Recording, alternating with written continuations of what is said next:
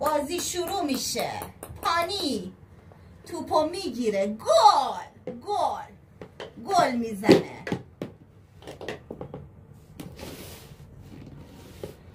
زغال اومده. داور توپو نگاه میکنه، گوشو نگهش میداره. پنالتی. سیمبا، جوجه، پشمک، همه میان دنبال توپ.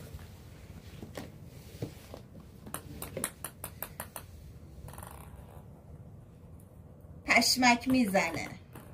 حالا سیمبا. داور بد جای نشسته. داور داره توپو کنترل میکنه. میرسه به سیاه کوچولو.